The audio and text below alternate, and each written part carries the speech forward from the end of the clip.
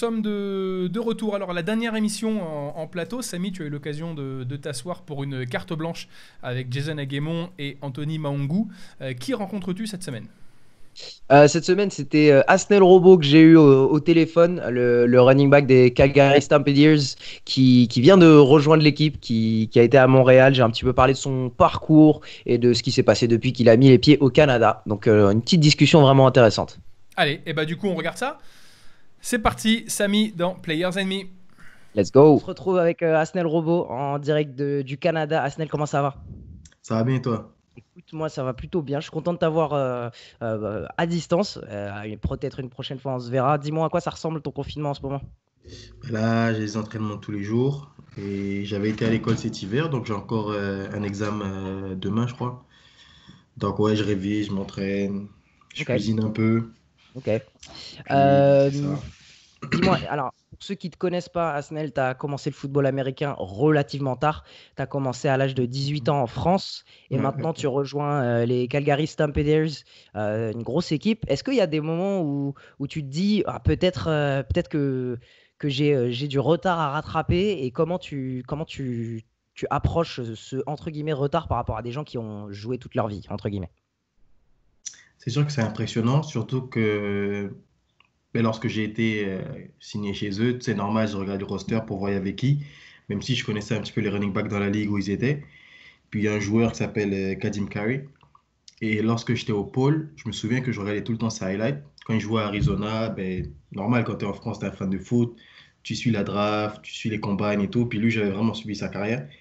Puis lorsque je me suis retrouvé dans la salle de meeting avec lui, c'était particulier parce que là, c'est mon coéquipier, Mhm. mais je suis un peu fan. Donc après, tu apprends à les connaître. Puis après, c'est des gens comme tout le monde, hein. Ouais, exactement. Puis tu tisses des liens, puis on s'entraide. Mais c'est vrai que personnellement, si j'ai un point à rattraper, on va dire, c'est que tu sens que eux, ça se voit qu'ils l'ont fait toute leur vie, genre.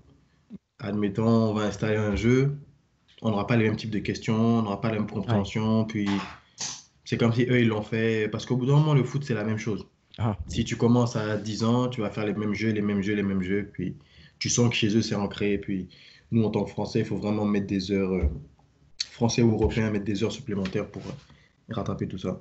Je comprends, je comprends. Est-ce que tu es déjà arrivé à Calgary ou pas encore? Là, actuellement, je suis à Montréal. Ok, Ben, je dois y aller. Je dois. On verra comment ça se passe là, mais techniquement, on aurait dû reprendre moitié du mois de mai pour le camp. ok, Mais avec tout ce qui se passe, le début de la saison est retardé. On a entendu parler de mi-juillet, fin août, donc on ne sait pas vraiment. On ok. attend les décisions du gouvernement. Ok, d'accord.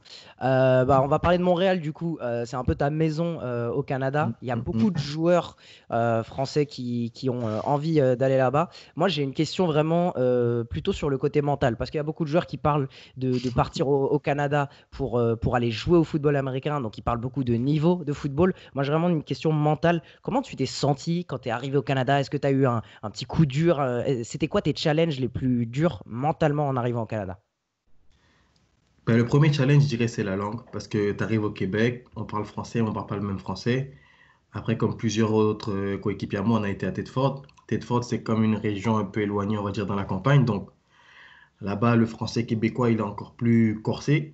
Mhm. Donc déjà, ça, c'est un premier challenge. Puis après, le deuxième challenge, c'est vraiment s'adapter à la société parce que les choses que tu as l'habitude de faire en France, ça passe. Il y a C'est, beaucoup, beaucoup de rigueur ici. Mhm. Ouais, bien sûr, bah c'est juste s'adapter à une autre culture Comme et ça. je comprends. Mais du coup, ouais, et cette transition un petit peu vers le Canada, est-ce que tu as senti une différence entre Tedford et HEC Montréal, quoi, parce que tu es passé par Montréal? Bah, déjà, à Tedford, bon, on était plusieurs Français, donc j'étais avec mes potes et tout. Quand je suis arrivé à Montréal, je crois que j'étais le premier Français à partir de Tedford parce que moi, j'ai fait une session, j'ai fait la saison, puis je suis parti en janvier. Donc là, je suis arrivé à Tedford en août 2014, puis je suis parti à Montréal en janvier 2015. Là, c'était un peu un gros choc parce que je connais personne à Montréal, je suis parti en résidence et tout. Je suis arrivé déterminé pour le camp, mais c'est là que tu te rends compte que tu as beau être déterminé, mais le monde du sport, c'est un peu un business. T'as beau arriver, tu dis, moi, je vais être numéro un, mais tu sens qu'il y a des plans qui sont déjà faits. Puis, il faut vraiment s'adapter à tout ça, continuer à travailler, garder le moral, puis vraiment pas baisser les bras. Ok, ok. Je voulais te parler un peu, en continuant sur le cursus à Montréal. À quel moment tu t'es dit à Montréal, ok, j'ai ma chance pour la CFL? Honnêtement, dès le début, parce que quand je suis arrivé au camp d'entraînement en 2015, j'ai senti que oui, j'avais un retard parce que le foot canadien, ben, je passais du foot 4 essais à 3 essais en universitaire. Oui, c'était plus technique, mais je sentais que ceux qui étaient en face de moi, en avant de moi, ils n'étaient pas meilleurs, mais on avait un bon groupe. Donc je sentais que j'avais ma place, je me fondais bien dans le groupe. Donc je me suis dit que s'il y en a un qui y va, pourquoi pas moi? Et puis je faisais des jeux, je faisais des bonnes choses. Mais après, même si tu fais des bonnes choses niveau running back, on va dire, il faut vraiment être polyvalent. Être disponible sur les unités spéciales, il faut apporter un plus que ce que tu sais faire. Donc c'est là que j'ai dû vraiment travailler parce que oui, les gars qui étaient devant moi, peut-être on était au meilleur niveau running back, mais unité spéciale, etc., c'est là que j'ai dû travailler. Et puis je me suis fixé comme objectif que à la fin de mon cursus à Montréal, être le plus polyvalent possible et pourquoi pas, même si à l'époque il n'y avait pas encore le statut global, pourquoi pas viser la CFL ou la NFL, puis voir tout ça. Est-ce que c'est ça ton conseil aux joueurs qui veulent peut-être tâter la CFL, vraiment bosser sur la polyvalence plutôt que d'essayer d'être le meilleur cornerback, receveur ou quelque chose? Ouais, c'est exactement parce que si t'es, on va dire en pro, hein, si t'es pas payé pour être starter, tu vas être numéro 2. Et si t'es numéro 2, t'es payé comme quelqu'un de normal. Et si t'es numéro 2, c'est que tu feras autre chose. Parce que le gars qui est payé pour être starter, il va pas ne pas jouer, quoi. Mhm. Même s'il est blessé une bonne partie de la saison, toi, t'assures, si tu fais vraiment le taf, ils vont le trade. Ou sinon, vous allez compétitionner, mais il va revenir, quoi. T'as beau faire la moitié de la saison, faire ce qu'il faut, mais lui, il est payé pour être starter, donc il va rejouer. Puis... Donc, il faut vraiment être polyvalent, apporter tout ce que tu peux à l'équipe, parce que c'est vraiment une vue d'ensemble. C'est sûr qu'il y Ok. a un aspect personnel, on veut tous être payés, etc., tous jouer, mais après, il faut voir l'ensemble de l'équipe aussi. Mhm. Ok. Franchement, ça résonne pour moi parce que j'ai joué sur le terrain et je vois cette différence. Alors que je suis très content d'avoir quelqu'un qui est élite à sa position, mais quand j'ai un mec dans mon équipe, je sais que si jamais ce receveur, je lui demande de jouer corner à ce match, il est prêt à y aller, s'il est prêt à faire autre chose, c'est vraiment agréable dans une équipe d'avoir un mec comme ça. Donc, Exactement. je partage vraiment ce feeling. J'ai une dernière question pour toi.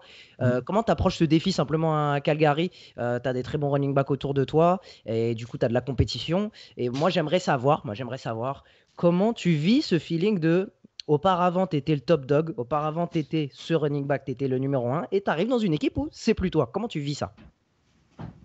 Franchement, c'est dur, mais après, il faut être honnête avec soi-même. Oui, je suis bon, mais ceux qui sont devant moi, ils sont meilleurs. Et comme j'ai dit tout à l'heure, il faut vraiment voir l'ensemble de l'équipe, il ne faut pas être égoïste, tu vois. Si je sais que ceux qui sont devant moi, ils vont mieux servir l'équipe que moi, même si je suis autant capable de le faire, il faut vraiment être content pour les gars, puis être content pour l'équipe. Sauf que c'est sûr que si demain on me dit de jouer à sa place, je vais montrer ce que je sais faire. Mhm. Donc après, il faut vraiment se préparer comme si c'était le numéro un, parce que dans le monde des pros, ça va vraiment vite. Je suis arrivé à Calgary en juin, mais je suis arrivé sur une blessure, donc moi je ne pouvais pas jouer pendant 2 mois. Et pendant ces 2 mois-là, on a perdu 3 running backs. Techniquement, si j'étais en forme, j'aurais pu jouer. Mais il y a tellement de rotation avec les blessures que faut vraiment être prêt. Et puis, c'est pas parce qu'une semaine tu joues pas, tu dis je vais pas au meeting, je m'applique pas. Parce que la saison, elle est vraiment longue. Elle dure, il y a quoi? Il y a 20 matchs hors playoff, je crois, avec playoff. Donc, faut vraiment rester prêt. Puis, faut pas vraiment regarder la compétition parce que quand tu es pro, si on t'amène dans l'équipe, c'est qu'on croit en toi. C'est pas. Comme ça peut se passer à l'université ou au cégep, on va te prendre pour X, Y raison. Si on te prend, c'est qu'on te veut, parce qu'à la fin de la journée, on te paye. On va pas te payer si on ne veut pas. Donc, il faut vraiment garder le moral, garder la positive attitude, puis arriver prêt. C'est ça le plus important. Parce que j'ai beau dire aujourd'hui que je sens que je suis au même niveau que les gars, mais si là, pendant la quarantaine, moi, je fais rien, j'arrive là-bas, je suis pas le meilleur, je peux me faire couper. Donc, Mhm. faut Tu mettre, faut vois. mettre toutes les chances de son côté, puis s'entraîner, puis arriver prêt. Dès que tu as ton opportunité, il faut que tu la saisisses, Mhm. puis ne pas avoir de regrets. Parce que tant que tu es sur le roster, à tes yeux, la chance, elle va arriver. À un moment, l'opportunité, elle va venir, il faut être prêt, c'est ça? C'est ça. Tant que tu es Mhm. sur le roster, c'est que ça va arriver. Sinon, tu ne serais pas sur le roster. Tu vois, tu vois. Comme ça m'est arrivé à Montréal. Ouais. Asnel, écoute, c'était très cool. On a fait un petit talk de 10 minutes. Ouais. Au plaisir de se retrouver au Canada parce que c'est pas une question de quand, c'est pas une question de si, c'est une question de quand pour moi. Donc je passerai au Canada te voir. Ouais, Donc ce avec sera un plaisir. plaisir de se retrouver sur le terrain ensemble. Et puis on va laisser l'antenne pour le reste de l'émission French Red Iron. Ça marche super.